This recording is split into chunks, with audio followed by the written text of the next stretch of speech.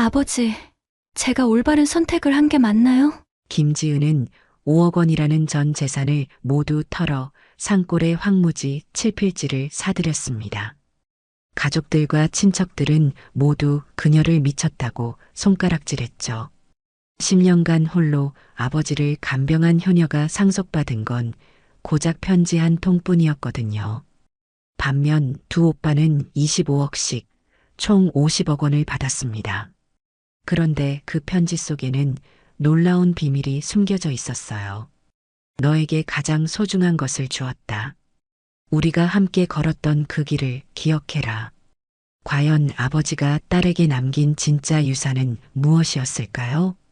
모든 사람이 무가치하다고 여긴 그 황무지에서 김지은이 발견한 것은 상상을 초월하는 거대한 반전이었습니다. 반전이 무엇인지 지금 시작합니다. 영상 시청 전 구독과 좋아요 부탁드립니다. 서울 강남구에 위치한 대형 장례식장. 많은 조화가 놓인 빈소 앞에는 검은 옷을 입은 사람들이 가득했습니다. 고인은 김철수 회장, 향년 72세로 30년간 건설업계에서 큰 성공을 거둔 인물이었죠. 김철수 회장은 무일푼에서 시작해서 대한민국 건설업계의 거물로 성장한 입지전적인 인물이었어요. 그의 장례식에는 정치인들과 재계 인사들이 조문을 오갔고 빈소는 3일 내내 발 디딜 틈이 없을 정도였습니다. 하지만 정작 가족들의 표정은 복잡했어요. 슬하에 두 아들과 한 딸을 두었는데 장남 김민수는 47세로 부동산 투자업을 하고 있었고 차남 김민호는 45세로 증권업에 종사하고 있었습니다. 그리고 막내딸 김지은은 42세로 지난 10년간 홀로 아버지를 간병해왔죠. 김민수는 평소에도 오만한 성격으로 유명했어요. 자신이 장남이라는 이유로 항상 큰 소리를 쳤고 아버지의 사업에 대해서도 이런저런 간섭을 많이 했습니다. 특히 아버지가 병원에 입원했을 때도 김민수는 의료진들에게 큰 소리를 치며 VIP룸을 요구했고 자신이 얼마나 성공한 사업가인지 자랑하기 바빴어요. 김민호는 형보다는 낫지만 허영심이 강해서 늘 체면을 중시하는 타입이었어요. 특히 자신의 증권업 경력을 자랑하며 투자에 대해서는 전문가 행세를 하곤 했죠. 아버지가 병원에 계실 때도 김민호는 병실에서 주식 거래를 하며 큰 소리로 전화 통화를 했고 간병비는 당연히 김지은이 혼자 부담해야 한다고 생각했습니다. 반면 김지은은 성실하고 인내심이 강한 성격이었습니다. 결혼도 하지 않고 오직 아버지만을 돌봤는데 오빠들은 그런 김지은을 당연하게 여겼어요. 김지은이 아버지의 대소변을 받아내고 침대에서 일어나지 못하는 아버지를 씻겨드리고 밤낮 없이 간병하는 동안에도 오빠들은 한 달에 한두 번 얼굴 비추는 것이 전부였죠. 그러면서도 병원비와 간병비는 김지은이 혼자 감당하라고 했어요. 김지은은 아버지를 돌보기 위해 자신의 꿈이었던 요리 관련 일도 포기했고 연애도 포기했으며 친구들과의 관계도 멀어져 갔습니다. 장례식 기간 동안에도 김민수와 김민호는 조문객들과 인사를 나누며 사업 이야기를 하느라 바빴습니다. 반면 김지은은 묵묵히 아버지 곁을 지키며 마지막까지 정성을 다했어요. 조문객 중 한 명이 김지은에게 말했습니다. 지은 씨 정말 효녀네요. 10년 동안 아버님을 이렇게 정성껏 모시다니. 김지은은 눈물을 흘리며 고개를 숙였어요. 아버지께서 저를 이렇게 키워주셨는데 당연한 일이에요. 하지만 김민수의 부인은 뒤에서 수군거렸습니다. 시집도 못 가고 아버님만 돌보더니 이제 뭘 하고 살려나? 벌써 40이 넘었는데 앞으로 누가 거들떠보겠어. 김민호의 부인도 거들었죠. 그래도 아버님이 뭔가 남겨주시겠지. 딸이라고 아무것도 안 주시겠어. 하지만 뭐 그렇게 많이는 못 받을 거야. 조문객들 사이에서도 비슷한 이야기들이 오갔어요. 역시 아들이 집안을 이어가는 거지. 딸은 시집가면 남의 집 사람이 되는 건데 아무리 효녀라고 해도 한계가 있지. 이런 말들을 들으며 김지은은 가슴이 아팠지만 아무 말도 하지 않았습니다. 장례식장에는 김철수 회장의 성공 스토리를 담은 대형 사진들이 전시되어 있었어요. 젊은 시절 건설 현장에서 일하던 모습부터 대기업 회장이 되기까지의 과정이 한눈에 보였습니다. 사람들은 그 사진들을 보며 감탄했지만 정작 김지은은 그 사진들 속에서 아버지와 함께했던 추억을 떠올렸어요. 어린 시절 아버지와 함께 지리산에 올랐던 그 소중한 시간들 말이죠. 장례식이 모두 끝나고 3일째 되는 날, 가족들은 김 회장이 단골로 이용하던 법무법인 사무실에 모였습니다. 이승훈 변호사는 55세로 김철수 회장과 20년 넘게 인연을 이어온 신뢰받는 법조인이었어요. 그는 김철수 회장의 모든 법적 업무를 담당해왔고 유언장 작성에도 직접 참여했었죠. 법무법인 사무실은 강남의 고급 빌딩 꼭대기층에 위치해 있었고 넓은 창문으로 서울 시내가 한눈에 보였습니다. 이승훈 변호사가 유언장을 펼치며 엄숙한 표정으로 입을 열었어요. 고인의 뜻에 따라 유산 분배를 발표하겠습니다. 먼저 고인께서 남기신 전체 재산 규모를 말씀드리면 현금 50억 원, 부동산 15억 원, 기타 자산 5억 원으로 총 70억 원입니다. 김민수와 김민호는 서로 눈빛을 주고받으며 기대에 찬 표정을 지었어요. 70억 원이면 셋이 나눠도 20억 원이 넘는 큰 돈이었거든요. 김민수는 속으로 생각했습니다. 드디어 내 차례가 왔군. 아버지께서 내가 장남이라는 걸 잊지 않으셨을 거야. 아마 35억 정도는 받을 수 있을 거야. 김민호도 비슷한 생각이었어요. 나도 최소 25억은 받을 수 있을 텐데. 그럼 지은이는 10억 정도겠지. 뭐 딸이니까 그 정도면 충분하지. 이승훈 변호사가 계속해서 읽어나갔습니다. 장남 김민수님에게는 현금 25억 원을 상속합니다. 김민수는 잠깐 당황했어요. 25억 원이라니 생각보다 적네. 하지만 곧 마음을 바꿨습니다. 그래도 25억 원이면 자신이 계획하고 있던 부동산 투자를 충분히 할 수 있는 금액이었거든요. 차남 김민호님에게도 현금 25억 원을 상속합니다. 김민호는 조금 섭섭했지만 만족스러운 표정을 지었습니다. 25억 원이면 주식과 펀드에 대규모 투자를 할 수 있어서 큰 수익을 낼 자신이 있었어요. 그런데 여기서 이상한 점을 발견했습니다. 25억 더하기 25억이면 50억 원인데 전체 재산이 70억 원이라면 김지은이 받을 몫은 20억 원이 되어야 했어요. 김민수와 김민호는 속으로 쾌재를 불렀습니다. 역시 아버지께서는 공정하시네. 지은이도 20억 받으면 충분히 여유롭게 살 수 있을 거야. 그리고 막내딸 김지은님에게는 이승훈 변호사가 잠시 말을 멈추고 봉투 하나를 꺼내며 말했죠. 이 편지를 남기셨습니다. 순간 사무실은 정적에 휩싸였어요. 김민수와 김민호는 서로 얼굴을 마주보며 당황했어요. 편지라고? 그럼 지은이는 돈을 못 받는 거야? 김민수가 속으로 생각했습니다. 아, 그럼 나머지 20억 원은 어떻게 되는 거지? 설마 우리가 더 받는 건가? 김민호도 비슷한 생각이었어요. 지은이가 돈을 못 받으면 나중에 우리한테 도움을 청할 텐데 그때 적당히 도와주면 되겠네. 어차피 여자는 시집가면 남의 집 사람이니까.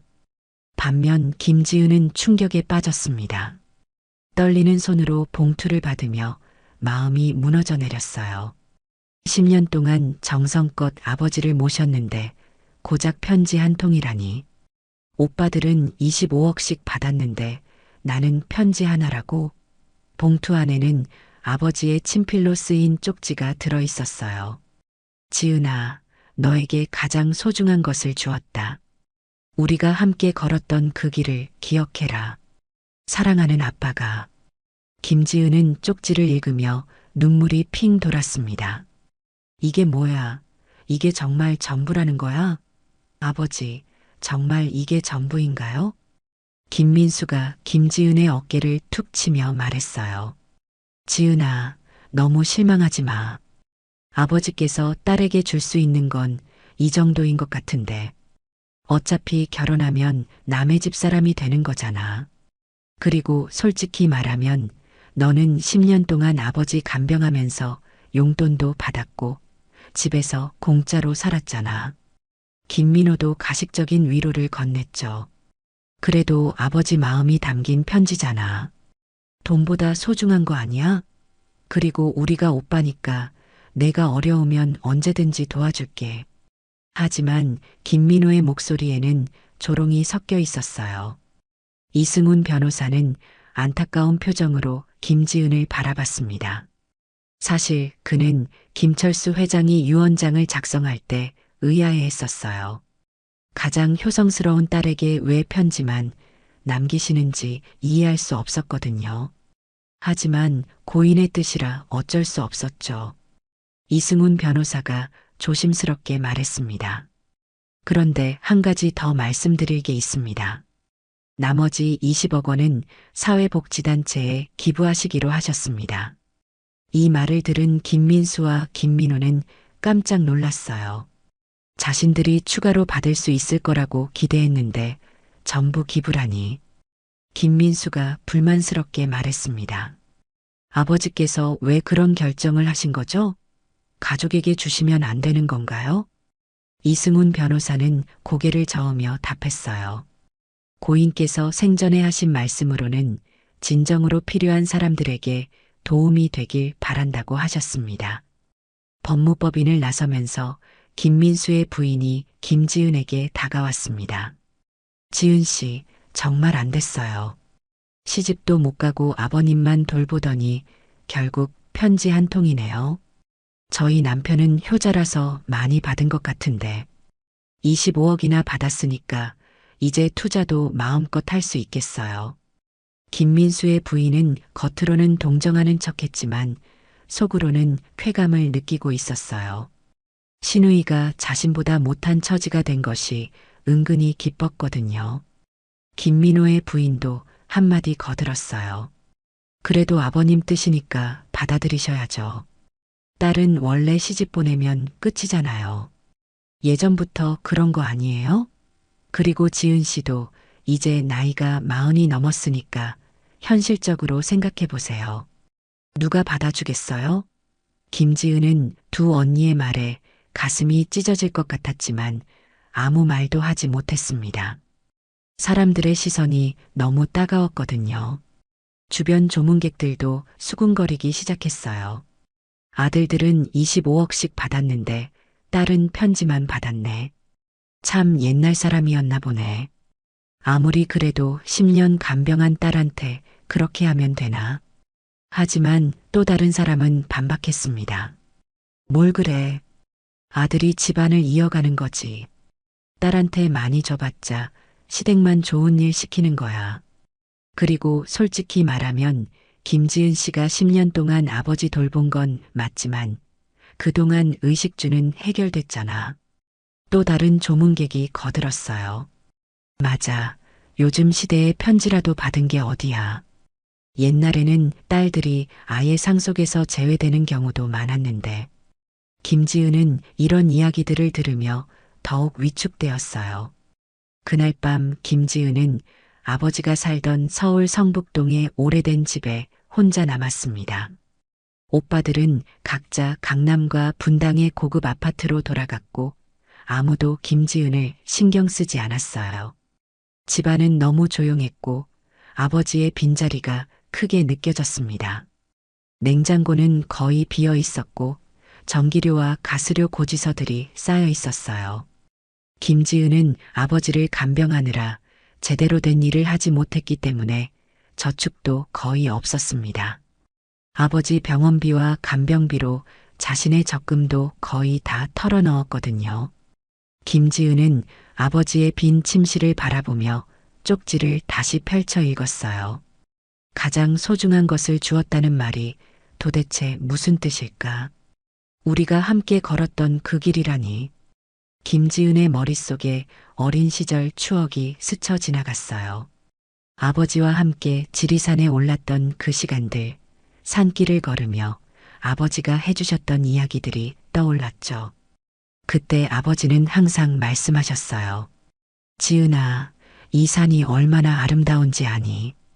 언젠가 많은 사람들이 이 아름다움을 보러 올 거야. 하지만 김지은은 그 말의 의미를 전혀 이해할 수 없었습니다. 지금 당장은 오빠들이 받은 50억 원이 훨씬 현실적이고 가치 있어 보였거든요. 핸드폰에는 형수들로부터 톡 메시지가 와 있었어요. 김민수 부인이 보낸 메시지였습니다. 지은 씨, 저희 남편이 강남에 오피스텔 투자한다고 하네요. 임대 수익도 좋고 시세 차익도 기대된다고 하더라고요. 지은 씨도 뭔가 계획 있으세요? 김민호 부인도 메시지를 보냈어요. 저희는 주식 투자 시작했어요. 증권업 경험이 있으니까 좋은 수익 낼 자신 있다고 하더라고요. 지은 씨는 앞으로 뭐하고 사실 거예요? 혹시 취업 준비라도 하세요? 김지은은 이런 메시지들을 보며 더욱 초라해졌어요. 오빠들은 벌써 25억 원으로 투자 계획을 세우고 있는데 자신은 편지 한 통만 가지고 앞으로 어떻게 살아야 할지 막막했습니다. 상속 발표가 있은 지 일주일 후 김민수와 김민호는 각자의 계획을 실행에 옮기기 시작했습니다. 김민수는 평소 관심 있던 강남 지역 고급 오피스텔 투자를 본격적으로 시작했어요. 25억이면 프리미엄 입지의 오피스텔 여러 채를 살 수 있어서 임대 수익도 짭짤할 거라고 생각했죠.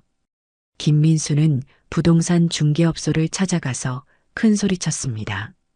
25억 정도면 강남에서 괜찮은 오피스텔 몇 채 살 수 있죠? 수익률 좋은 걸로 추천해 주세요. 임대 수익률이 최소 연 8%는 나와야 해요. 중개사는 김민수의 말에 고개를 끄덕이며 답했어요. 네, 요즘 강남 오피스텔 수요가 많아서 임대 수익률이 꽤 좋습니다. 이 물건들 한번 보시죠. 특히 이 단지는 지하철역 바로 옆이라서 공실률이 거의 없어요. 김민호는 증권업에 종사한 경험을 살려 주식과 펀드의 대규모 투자를 결정했습니다. 요즘 코스피가 상승세니까 적어도 20% 이상은 수익을 낼 수 있을 거야. 나는 이 바닥 사람이니까 다른 사람들보다 유리하지. 김민호도 증권회사 VIP실에서 펀드 매니저와 상담을 받고 있었습니다. 25억 정도면 분산 투자로 안정적인 수익을 낼 수 있겠네요. 국내 대형주 위주로 하고 일부는 해외 펀드에도 투자해 보시죠. 반도체 관련주들이 요즘 상승세라서 기대해 볼 만합니다. 펀드 매니저는 김민호에게 여러 투자 상품을 추천했어요. 이 상품은 연 15% 수익률을 목표로 하고 있어서 1년 후면 약 4억 정도 수익을 기대할 수 있습니다. 그리고 이쪽 해외 펀드는 달러, 강세시 환차익까지 기대할 수 있어요. 오빠들의 활발한 투자 활동은 곧 친척들 사이에서 화제가 되었어요. 추석 때 친척들이 모인 자리에서 김민수의 부인이 자랑스럽게 말했습니다. 저희 남편이 강남 오피스텔 세 채나 샀어요. 월 임대료만 해도 1,000만 원이 넘어요. 벌써 임대 문의 전화가 계속 와서 선택하기 바쁘다니까요. 정말 부럽죠? 김민호의 부인도 지지 않고 거들었죠. 저희는 주식 투자로 벌써 몇 억 수익이 났어요. 역시 증권업 경험이 있으니까 다르네요. 이번에 반도체주에 투자한 게 대박이 났어요. 펀드 매니저도 저희 남편 실력에 감탄하더라고요. 친척들은 감탄하며 부러워했습니다. 역시 아들들이 능력이 있어. 아버지가 잘 보고 많이 주신 것 같네.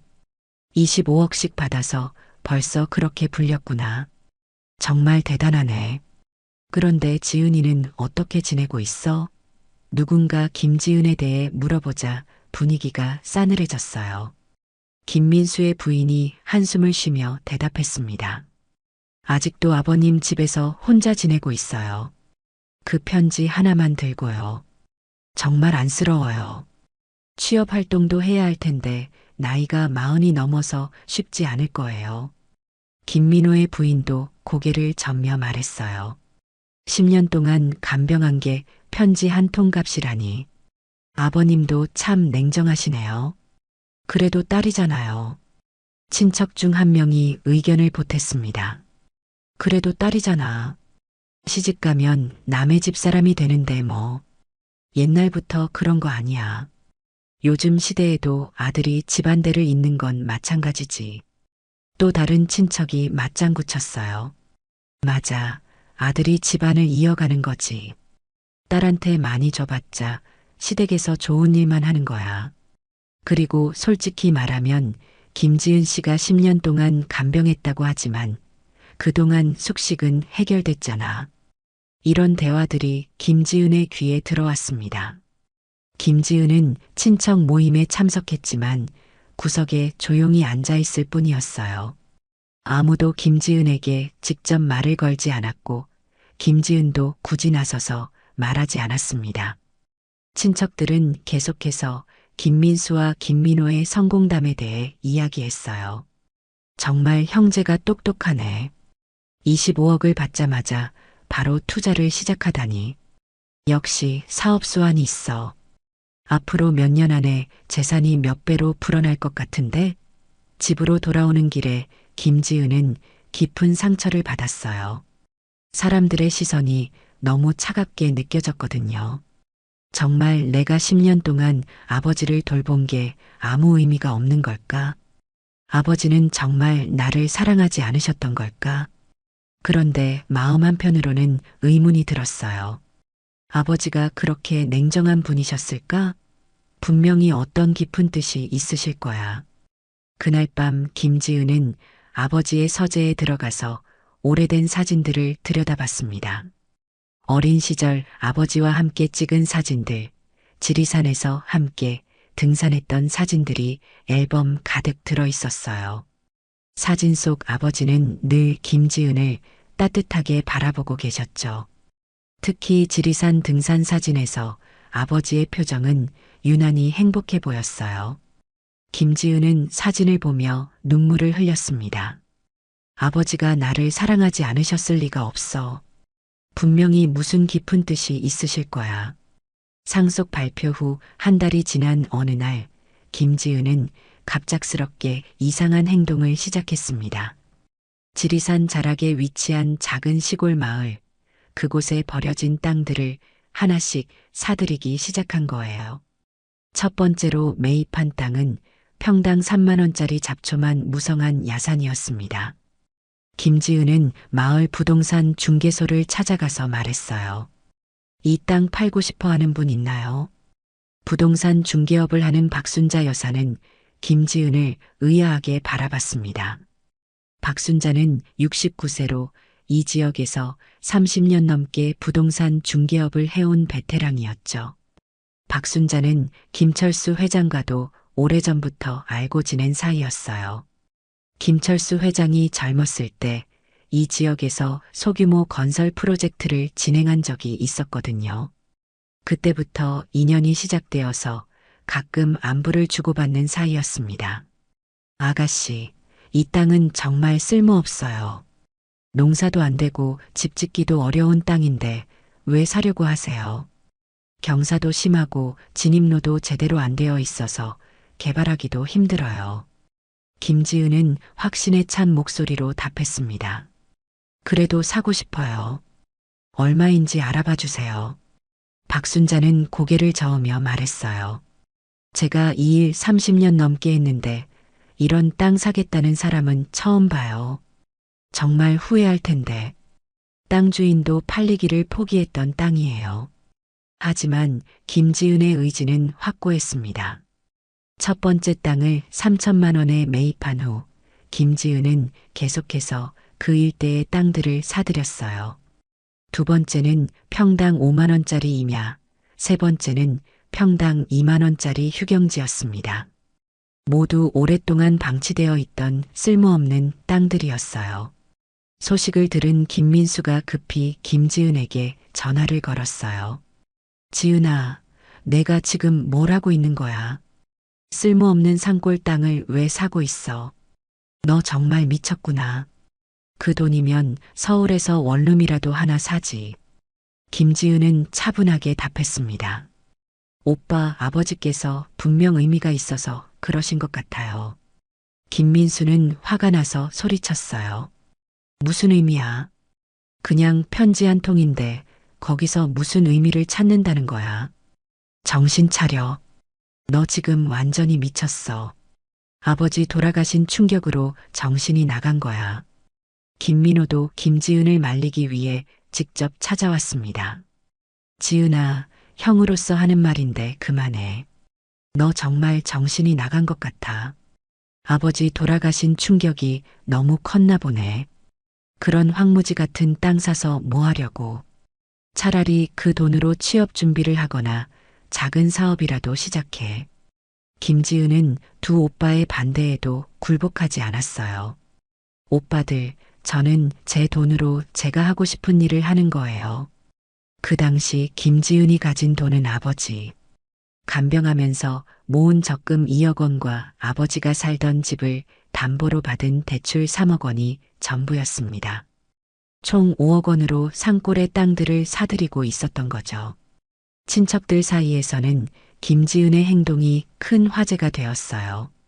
김민수의 부인이 한숨을 쉬며 말했습니다. 지은 씨 완전히 정신이 나간 것 같아요. 아버님 돌아가신 충격이 너무 컸나 봐요. 저희 남편은 강남 오피스텔로 벌써 몇 억 벌었는데 지은 씨는 산골 황무지를 사고 있어요. 김민호의 부인도 걱정스럽게 고개를 저었어요. 저러다가 정말 거지 될 것 같은데 누가 좀 말려야 하는 거 아니에요. 저희가 나서서 말리기도 그렇고 마을 사람들도 김지은의 행동을 이해할 수 없었습니다. 마을 이장이 박순자에게 물어봤어요. 박 여사, 그 도시 처녀가 왜 우리 마을 땅을 자꾸 사는 거야? 뭔가 아는 게 있는 건가? 혹시 개발 계획이라도 있는 건 아니야? 박순자는 고개를 저으며 답했습니다. 이장님, 저도 모르겠어요. 30년 넘게 이 일했는데 이런 사람은 처음이에요. 아무리 말려도 안 들어요. 마을 사람들은 수군거렸어요. 혹시 그 땅에 뭔가 묻혀 있는 건 아닐까? 아니면 개발 계획이라도 있는 건가? 금광이라도 있는 건 아니야. 하지만 아무도 명확한 답을 알 수 없었습니다. 김지은은 주변의 모든 반대와 걱정에도 불구하고 계속해서 땅을 매입했어요. 5번째, 6번째 땅까지 사들이면서 이미 4억 원을 썼습니다. 박순자는 진심으로 김지은을 걱정하며 말했어요. 지은아, 정말 그만해. 이 땅들은 진짜 아무 쓸모 없어. 내가 돈만 날리는 거야. 30년 동안 이 동네 살면서 이런 땅들 값 오른 거 한 번도 못 봤어. 김지은은 박순자의 손을 잡으며 답했습니다. 박 이모, 아버지께서 분명 저에게 무언가를 알려주려고 하신 거예요. 조금만 더 기다려주세요. 김지은의 이상한 행동은 점점 더 심해졌습니다. 이미 4억 원을 써버린 상황에서도 멈추지 않고 계속해서 땅을 사들였어요. 박순자는 김지은을 정말 딸처럼 아끼게 되었지만 동시에 너무 걱정스러웠습니다. 지은아, 내가 지금까지 산 땅들 다 합쳐도 제대로 된 농사 한번 지을 수 없어. 정말 그만두는 게 어때? 차라리 그 돈으로 서울에서 작은 가게라도 차려. 김지은은 여전히 고집을 꺾지 않았어요. 박 이모, 조금만 더요. 아버지께서 저에게 남겨주신 게 분명히 있을 거예요. 그러던 중 김지은에게 더 큰 시련이 찾아왔습니다. 은행에서 대출 연장을 거부한 거예요. 은행 대출 담당자가 김지은에게 말했습니다. 김지은 씨, 현재 매입하신 토지들의 담보 가치가 대출금보다 훨씬 낮습니다. 추가 대출은 불가능하고 기존 대출도 조기 상환을 고려해 보셔야 할 것 같은데요. 산골 땅이라서 시세도 불안정하고요. 김지은은 절망적인 기분이었지만 포기할 수 없었어요. 그럼 제가 가진 적금을 모두 해약할게요. 은행원은 놀란 표정으로 말했습니다. 그러시면 정말 한 푼도 남지 않는데 괜찮으신가요? 앞으로 생활비는 어떻게 하실 거예요? 김지은은 단호하게 고개를 끄덕였어요. 네, 괜찮아요. 이 소식을 들은 김민수와 김민호는 완전히 화가 났습니다. 김민수가 김지은을 붙잡고 소리쳤어요. 지은아, 너 정말 미쳤어. 이제 정말 거지가 되는 거야. 아버지 돌아가신 게 그렇게 충격이었어? 정신병원에 가봐야 하는 거 아니야. 김민호도 거들었죠. 지은아, 아버지가 그런 뜻으로 편지를 남기신 게 아니야. 제발 정신 차려. 우리가 25억씩 받아서 잘 투자하고 있는데 너는 왜 그 반대로 가고 있어? 하지만 김지은은 두 오빠의 말을 듣지 않았습니다. 오빠들은 이미 25억씩 받으셨잖아요. 저는 제가 받은 걸로 제가 하고 싶은 일을 할 거예요. 김민수의 부인이 시어머니에게 전화해서 하소연했어요. 어머님, 지은 씨 정말 어떻게 좀 해주세요. 저러다가 저희까지 피해 볼 것 같아요. 나중에 돈 달라고 하면 어떻게 해요? 시어머니는 한숨을 쉬며 답했습니다. 그 애가 원래 고집이 세긴 했는데 이 정도일 줄은 몰랐네. 아들들한테 피해가 가면 안 되는데. 김민호의 부인도 불안해했어요. 혹시 나중에 저희한테 돈 달라고 하면 어떻게 해요? 그때는 절대 안 준다고 해야겠어요. 저희도 투자한 돈 관리하기 바빠요. 친척들 사이에서도 김지은은 완전히 이상한 사람 취급을 받게 되었습니다. 추석 때 친척 모임에서 한 친척이 말했어요. 지은이 그러다가 정말 거지 될 것 같은데 누가 좀 정신병원에 데려가는 게 어때? 정상적인 사람이 저런 짓을 하겠어. 다른 친척도 맞장구 쳤습니다. 맞아. 정상적인 사람이 저런 짓을 하겠어. 아버지 돌아가신 충격으로 정신이 나간 거야. 오빠들은 25억씩 받아서 벌써 몇 억씩 벌고 있는데. 김지은은 이런 이야기들을 들으면서도 참았어요. 마음은 너무 아팠지만 자신의 선택을 후회하지 않았습니다. 박순자만이 유일하게 김지은의 편에 서주었어요. 비록 김지은의 행동을 이해할 수는 없었지만 적어도 비난하지는 않았죠.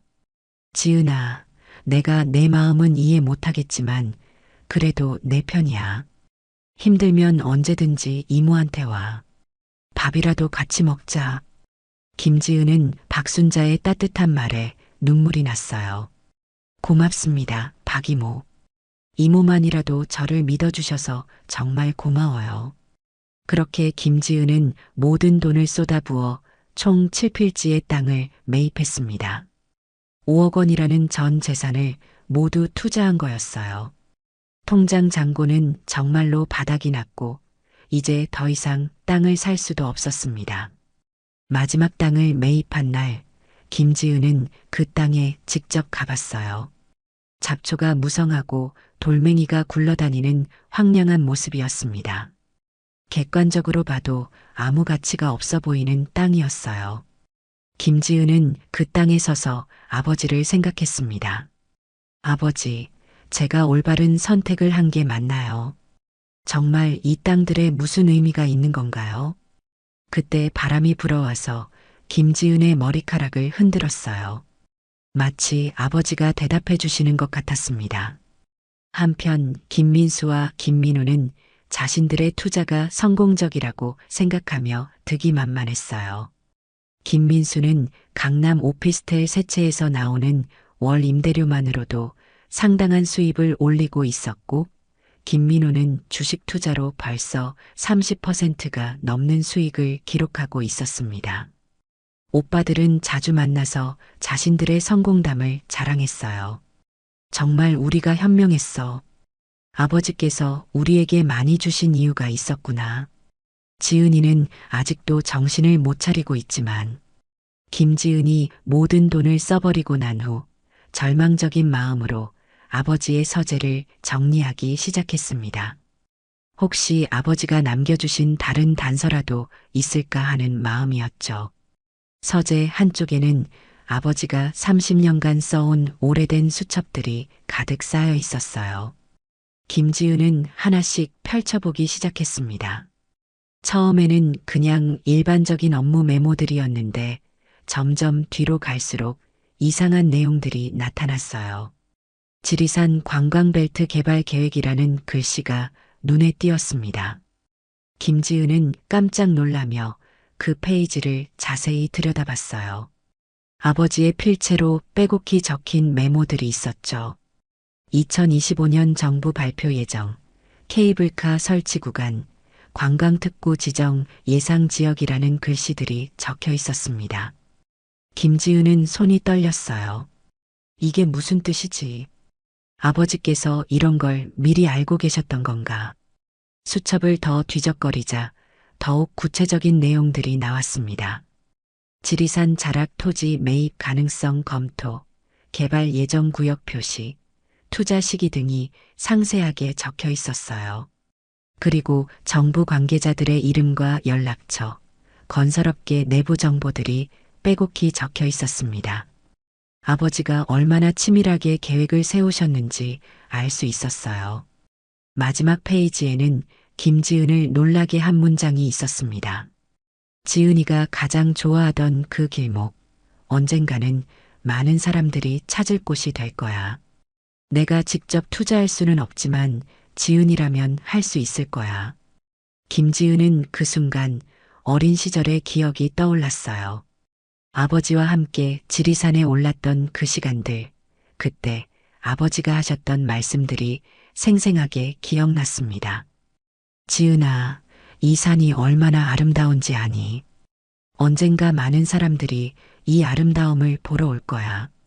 그때는 단순히 산의 아름다움을 말씀하시는 줄 알았는데 실제로는 미래의 개발 계획을 염두에 두고 하신 말씀이었던 거예요. 김지은은 급히 인터넷으로 관련 정보를 검색해 봤습니다.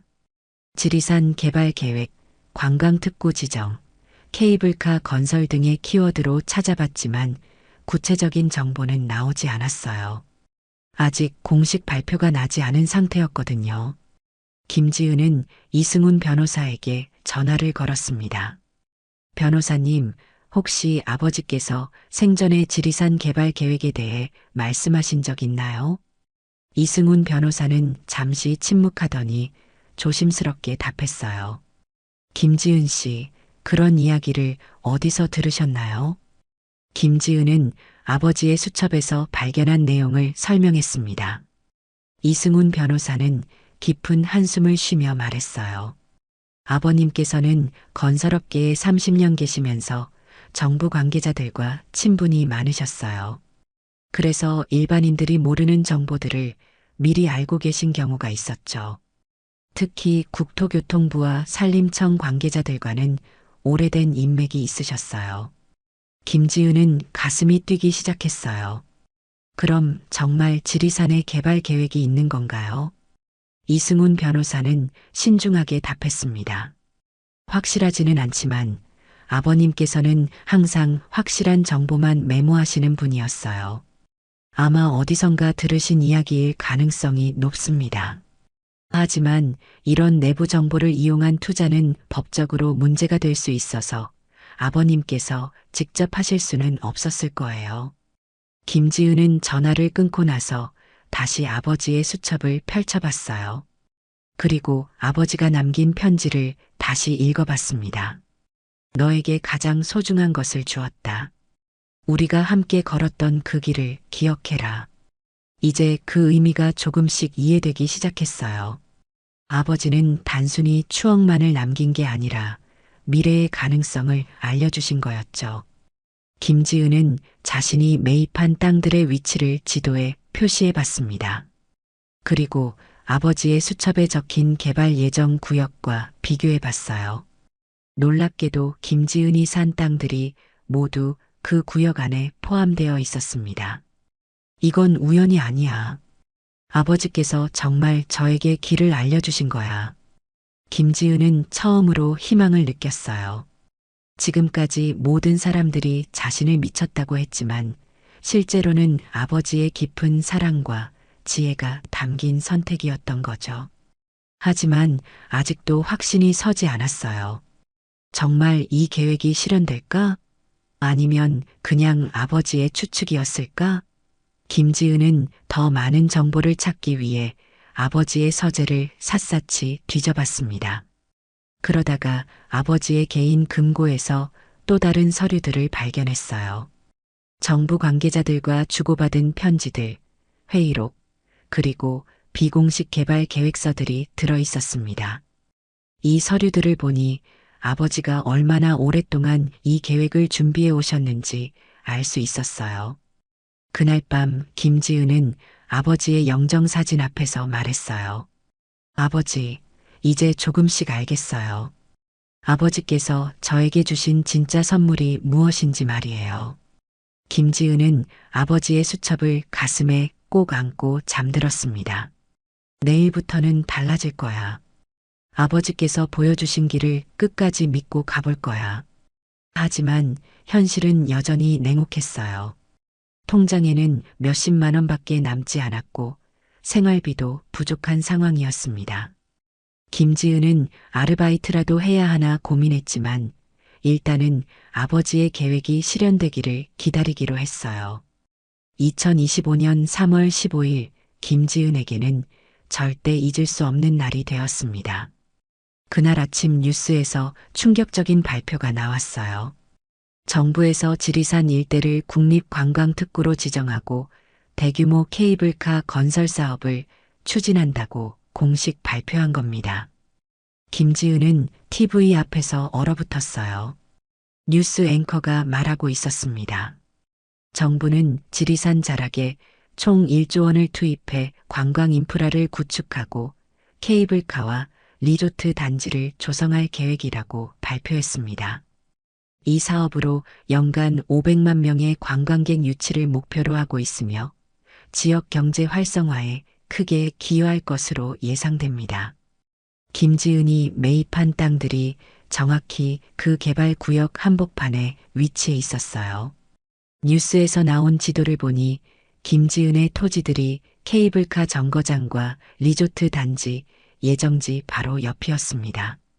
김지은은 믿을 수 없어서 몇 번이고 뉴스를 다시 봤어요. 정말이야, 정말 아버지 말씀이 맞았어. 그날 오후부터 김지은의 핸드폰이 쉴 새 없이 울렸습니다. 박순자가 가장 먼저 전화를 걸어왔어요. 지은아, 뉴스 봤니? 내가 산 그 땅들이 개발 예정지라고 나오던데. 이게 정말이야? 30년 동안 이런 일은 처음이야. 박순자의 목소리에는 놀라움이 가득했습니다. 김지은은 눈물을 흘리며 답했어요. 박이모, 아버지께서 정말 저에게 보물을 주신 거였어요. 곧이어 부동산 관련 업체들에서 연락이 쏟아져 들어왔습니다. 토지 매입을 원하는 건설회사들, 투자를 제안하는 금융회사들의 전화가 끊이지 않았어요. 한 건설회사 임직원이 김지은에게 말했습니다. 김지은 씨 땅을 저희가 매입하고 싶은데요. 평당 500만 원에 사겠습니다. 김지은은 깜짝 놀랐어요. 자신이 평당 3만 원에서 5만 원에 산 땅이 하루아침에 500만 원이 되었다는 뜻이었거든요. 100배가 오른 거였죠. 또 다른 회사에서도 연락이 왔어요. 저희는 평당 600만 원까지 제시할 수 있습니다. 대신 전체 토지를 모두 넘겨주셔야 합니다. 그리고 저희와 함께 리조트 개발에 참여하시면 더 큰 수익을 기대할 수 있습니다. 김지은이 총 5억 원의 매입한 토지의 시세가 하루아침에 500억 원이 되어버린 겁니다. 이 소식을 들은 김민수와 김민호는 완전히 당황했어요. 김민수가 급히 김지은에게 전화를 걸었습니다. 지은아, 뉴스에서 나온 게 정말이야. 내가 산 땅이 개발 예정지라고. 어떻게 그런 일이 가능해? 김지은은 차분하게 답했어요. 네, 오빠, 정말이에요. 아버지께서 저에게 주신 진짜 선물이었어요. 김민호도 믿을 수 없다는 표정으로 말했습니다. 그럼 넌 이제 정말 부자가 되는 거야. 우리보다 훨씬 많은 돈을 갖게 되는 거잖아. 어떻게 그런 일이? 김지은은 웃으며 대답했어요. 오빠들, 아버지께서는 우리 모두를 사랑하셨어요. 다만 각자에게 다른 방식으로 사랑을 표현하신 거예요. 그런데 김민수와 김민호에게는 충격적인 소식이 동시에 들려왔어요. 김민수가 투자한 강남 오피스텔들이 큰 문제에 빠진 겁니다. 부동산 시장이 급격히 냉각되면서 임대료가 폭락했고 공실률도 높아졌어요. 김민수는 매달 대출 이자를 감당하기 어려워졌습니다. 부동산 중개사가 김민수에게 전화를 걸어왔어요. 김민수 씨, 요즘 오피스텔 시장이 너무 안 좋아요. 매물이 쌓여 있는데 세입자는 구하기 어려워요. 금리도 오르고 있어서 상황이 더 악화될 것 같습니다. 김민수는 절망적인 표정으로 답했습니다. 그럼 어떻게 해야 하나요? 이자만 해도 매달 1,000만 원이 넘는데. 중개사는 고개를 저으며 말했어요. 지금 시세로는 매입가보다 30% 정도 떨어진 가격에나 팔 수 있을 것 같아요. 아니면 더 떨어질 수도 있고요. 김민수는 25억 중 이미 7억 원을 잃은 상황이었습니다. 김민호의 상황은 더욱 심각했어요. 주식시장이 대폭락하면서 투자한 펀드들이 모두 마이너스가 된 겁니다. 증권회사 직원이 김민호에게 전화를 걸어왔어요. 김민호 씨, 현재 포트폴리오가 40% 정도 손실이 발생했습니다. 반도체주가 폭락하면서 피해가 커졌어요. 추가 투자를 하시거나 손절매를 고려해 보셔야 할 것 같은데요. 김민호는 화가 나서 소리쳤습니다. 40%요. 그럼 10억 원이 날아간 거잖아요. 증권업 경험이 있다고 해서 이런 식으로 될 줄은 몰랐는데. 증권회사 직원은 미안하다는 표정으로 답했어요. 시장 상황이 너무 안 좋아서 어쩔 수 없었어요. 미중 무역 갈등이 심화되고 금리 인상으로 투자 심리가 악화됐어요. 지금이라도 손절매를 하시는 게 좋을 것 같습니다. 반면 김지은은 계속해서 좋은 소식들을 접하고 있었어요. 정부에서 토지 수용을 위한 보상금 산정을 시작했는데 김지은의 토지들이 최고 등급으로 분류된 겁니다. 토지 보상 전문가가 김지은에게 설명했어요. 김지은 씨 토지는 케이블카 정거장 바로 옆이라서 보상금이 평당 800만 원으로 책정될 예정입니다. 개발 사업의 핵심 부지라서 보상금도 최고 수준이에요. 김지은은 믿을 수 없었어요. 평당 3만 원에서 5만 원에 산 땅이 800만 원으로 평가받는다니. 총 보상금만 600억 원이 넘을 예정이었습니다. 하지만 김지은은 단순히 보상금만 받을 생각이 아니었어요. 그 지역에 펜션과 농장 체험장을 직접 운영하기로 결정한 겁니다. 박순자가 김지은에게 조언했어요. 지은아, 이 기회에 관광 사업을 해보는 게 어때? 케이블카가 생기면 관광객들이 엄청 많이 올 텐데. 내가 직접 사업을 하면 보상금보다 더 큰 수익을 낼 수 있을 거야. 김지은은 박순자의 제안에 눈이 반짝였어요. 박 이모, 정말 좋은 아이디어네요. 아버지와 함께 걸었던 그 길을 다른 사람들도 즐길 수 있게 해주고 싶어요. 그날 저녁 이승훈 변호사가 김지은을 찾아왔습니다. 변호사는 김지은에게 봉투 하나를 내밀며 말했어요. 김지은 씨, 사실 아버님께서 제게 맡기신 게 하나 더 있어요. 오늘 뉴스가 나오면 전해드리라고 하셨거든요. 김지은은 떨리는 손으로 봉투를 열었습니다. 그 안에는 아버지의 친필 편지가 들어 있었어요. 지은아, 이 편지를 읽고 있다는 것은 내가 아버지의 마음을 이해했다는 뜻이겠구나. 아버지는 30년간 건설업계에서 일하면서 정부의 개발 계획을 미리 알게 되었단다. 하지만 아버지가 직접 투자하면 내부자 거래가 될 수 있어서 할 수가 없었어. 그래서 아버지는 내게 그 기회를 주고 싶었어. 내가 가장 현명하고 인내심이 강한 아이라는 걸 알고 있었거든. 오빠들에게는 당장 필요한 돈을 주었지만 너에게는 더 큰 미래를 준 거야. 김지은은 편지를 읽으며 눈물이 멈추지 않았어요. 아버지의 깊은 사랑이 얼마나 큰지 이제야 진정으로 이해할 수 있었거든요. 편지에는 또 다른 내용도 있었습니다. 그리고 지은아, 아버지가 내게 진짜 바라는 건 단순히 부자가 되는 게 아니야. 그 땅으로 많은 사람들이 행복해질 수 있는 일을 해주길 바란다. 내가 어릴 때 함께 걸었던 그 아름다운 길을 다른 사람들도 경험할 수 있게 해주면 좋겠어. 진정한 성공은 혼자만 잘 사는 게 아니라 함께 행복해지는 거라는 걸 잊지 마라. 김지은의 대성공 소식은 곧 가족들과 친척들 사이에 퍼졌습니다. 그런데 이때 김민수와 김민호가 김지은을 찾아왔어요. 두 오빠의 표정은 매우 초라했습니다. 김민수가 김지은에게 말했어요. 지은아, 형이 정말 잘못 생각했어. 내가 정말 현명했구나. 아버지께서 누구를 더 사랑하셨는지 이제 알겠어. 김민호도 고개를 숙이며 말했습니다. 지은아, 우리가 너를 무시했던 거 정말 미안해. 25억 받았다고 우쭐했는데 결국 반 이상 날려버렸어. 내가 받은 편지 한 통이 우리가 받은 50억보다 훨씬 가치 있는 거였네. 김지은은 두 오빠의 손을 잡으며 말했어요. 오빠들, 아버지는 우리 모두를 똑같이 사랑하셨어요. 다만 각자에게 필요한 것을 다르게 주신 거예요. 오빠들도 실패를 통해서 더 소중한 걸 배우셨을 거예요. 김민수는 눈물을 흘리며 말했습니다. 지은아, 형들이 사업에 실패해서 앞으로 어떻게 살아야 할지 모르겠어. 빚도 많이 졌고 자존심도 상했어.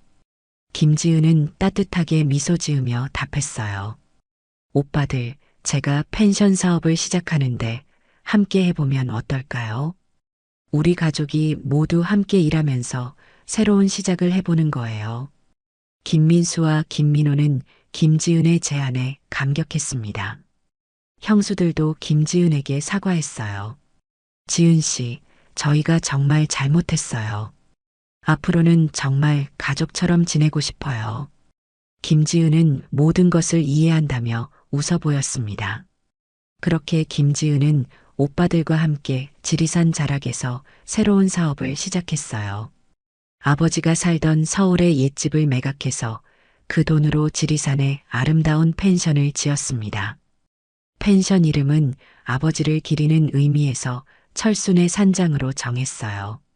김민수는 펜션 운영을, 김민호는 체험농장 관리를 맡았습니다. 박순자도 김지은의 요청으로 펜션에서 함께 생활하며 손님들을 맞이하는 일을 도와주었어요. 박순자가 김지은에게 말했어요. 지은아, 내 아버지가 정말 자랑스러워 하실 거야. 딸을 이렇게 훌륭하게 키우셨으니까. 케이블카가 정식 개통되고 나서 철순의 산장은 전국적으로 유명해졌습니다. 아름다운 자연 속에서 가족이 함께 운영하는 따뜻한 펜션이라는 소문이 퍼지면서 예약이 몇 달씩 밀릴 정도였어요. 김지은은 펜션 수익금으로 매년 수십억 원의 수입을 올리게 되었습니다. 토지 보상금 600억 원에 더해서 지속적인 수익까지 생기게 된 거죠. 어느 날 저녁 가족들이 모두 모인 자리에서 김민수가 김지은에게 말했어요.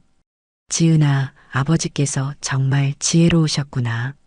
우리한테는 당장 필요한 돈을 주시고 너한테는 평생 써도 남을 만큼 큰 재산을 마련해 주셨어. 그리고 우리가 겸손함을 배우게 하셨고 김민호도 고개를 끄덕이며 말했습니다. 그리고 우리가 실패를 통해 겸손함을 배우게 하시고 가족의 소중함도 깨닫게 해주셨어. 결국 돈보다 더 중요한 게 가족이라는 걸 알게 해주신 거야.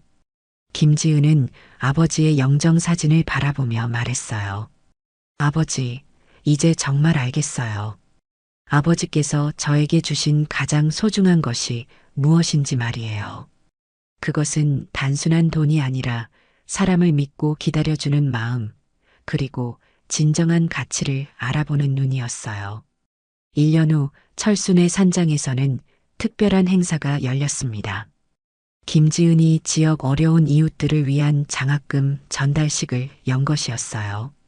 김지은은 매년 펜션 수익의 일부를 장학금으로 기부하기로 결정했습니다. 김지은이 장학금 전달식에서 말했어요. 아버지께서 저에게 주신 사랑을 이제 다른 분들과도 나누고 싶어요. 어려운 환경에서도 꿈을 포기하지 않는 젊은이들을 돕고 싶습니다. 그날 저녁 김지은은 아버지의 산소를 찾아갔습니다. 산소 앞에 앉아서 아버지께 말씀드렸어요. 아버지, 저는 이제 행복해요. 오빠들과도 화해했고 박이모도 가족처럼 지내고 있어요. 그리고 제가 받은 사랑을 다른 사람들에게도 나누며 살고 있어요. 아버지께서 저에게 가르쳐 주신 진정한 사랑의 의미를 이제야 깨달았어요. 산에서 불어오는 바람이 김지은의 머리카락을 살랑살랑 흔들었습니다.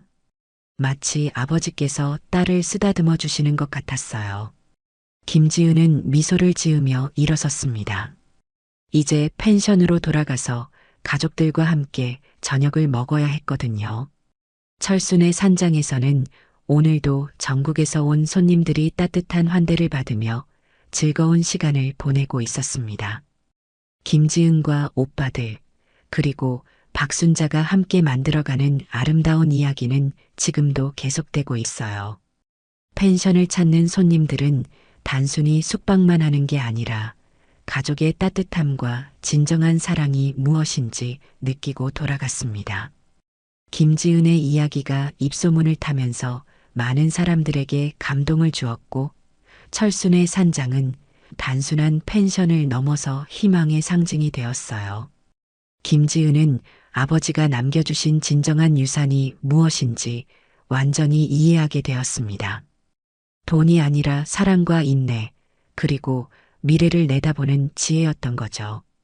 때로는 눈에 보이지 않는 사랑이 가장 큰 사랑일 수 있다는 것. 진정한 부모의 사랑은 당장의 달콤함이 아니라 자녀가 스스로 성장하고 깨달을 수 있는 기회를 주는 것이라는 걸 김지은은 몸소 체험했어요. 김지은의 아버지처럼 때로는 시련처럼 보이는 것이 실제로는 가장 큰 축복일 수 있다는 것을 우리는 기억해야 합니다. 그리고 가족의 진정한 의미는 서로 경쟁하는 것이 아니라 함께 도우며 성장하는 것이라는 소중한 교훈을 김지은의 이야기는 전해주고 있습니다. 오늘 이야기가 좋으셨다면 구독과 댓글, 알람 설정 잊지 마시고 소중한 댓글 하나가 정말 큰 힘이 됩니다. 시청해 주셔서 진심으로 감사드립니다.